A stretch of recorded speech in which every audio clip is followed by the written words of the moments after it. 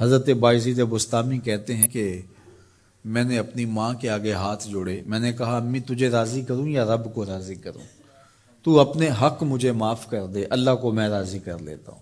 ماں نے کہا جاؤ پتر میں اجازت دیتی ہوں۔ گئے جنگلوں میں ذکر و فکر میں لگے رہے، تنہائی میں اس کو یاد کرتے رہے، دن رات ذکر کے چراغ روشن رکھے۔ 12 سال گزر گئے حق کی تلاش میں۔ ایک دن واپس بستام کے قریب سے گزر رہے تھے، خیال آیا چلتے چلتے ماں کو سلام کر جاؤں۔ دروازے کو دستک دینے لگے تو اس خیال نے ہاتھ روک لیا کہ ساری زندگی ماں کو سکھ تو دیا کوئی نہیں، اب دکھ بھی کیوں دینے لگے ہو؟ رات کا ایک پہر بیت گیا ہے، سردیوں کی لمبی رات ہے، ماں بستر میں لیٹی ہوگی، تیرے لیے اٹھے گی، دروازہ کھولے گی۔ دروازے کے ساتھ ہی لگ کے بیٹھ گئے اور ساری رات کاٹ دی، اس خیال سے کہ ماں کو تکلیف نہ ہو۔ جب سحری کا وقت ہوا تو اندر سے جو نالی آتی تھی اس نالی سے پانی آیا، سمجھ گئے میری ماں تہجد کے لیے اٹھی ہے اور وضو کا پانی ہے، تو فوراً دروازے پہ دستک دی۔ اندر سے آواز آئی بیٹا بایزید میں ابھی آئی۔ مائیں بیٹوں کے دستک کے انداز سے جان لیتی ہیں یہ کس بیٹے کے ہاتھوں کا لمس ہے۔ 12 سال کے بعد آئے، دستک دی، کہا بیٹا بایزید میں ابھی آئی۔ ماں کی تو نگاہیں ہی دروازے پہ رہتی ہیں۔ اللہ اکبر۔ کہتے ہیں کہ ماں نے دروازہ کھولا، 12 سال جنگلوں کی خاک چھانتے بیت گئی تھی، پراگندہ صورت، بکھرے ہوئے بال، پھٹے ہوئے کپڑے۔ میری ماں کی جب نگاہ میرے پہ پڑی تو اس کی چشمان سے موٹے موٹے آنسو ٹپکنے لگے، اور اس نے ایسے ہاتھ پھیلا کے کہا مالک میرا بیٹا بایزید تیری طلب میں نکلا تھا، تو نے ابھی تک اسے اپنا قرب نہیں دیا۔ حضرت بایزید بستامی کہتے ہیں 12 سال کی ریاستوں سے جو کچھ نہیں ملا تھا ماں کے اٹھے ہوئے ہاتھوں سے مل گیا۔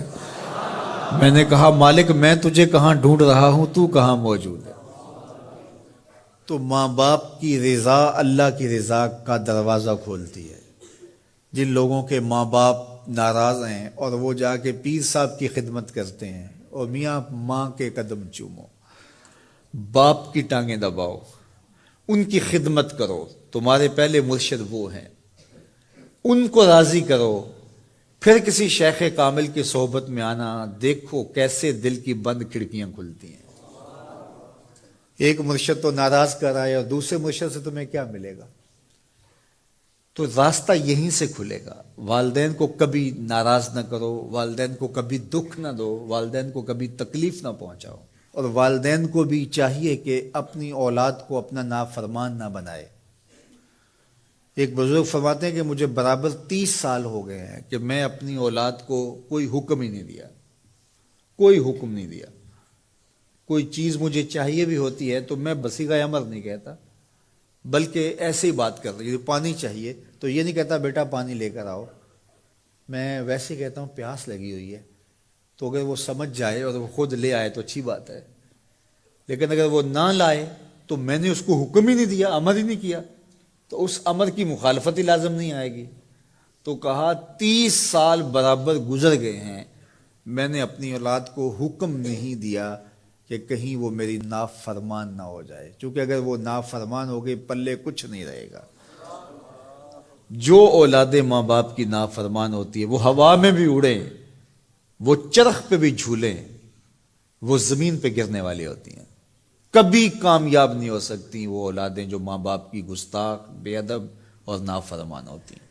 وہی اولادیں سرخرو، کامیاب اور کامگار اور بامراد ہوتی ہیں جو ماں باپ کی خدمت کرتی ہیں، ماں باپ کی دعائیں لیتی ہیں۔ وہ ایک بچہ ماں باپ کے پاؤں دبا رہا تھا، تو ایک بچہ ایک بر اعظم میں، دوسرا دوسرے بر اعظم میں، تیسرا تیسرے بر اعظم میں بڑے بڑے کاروبار کر رہا تھا۔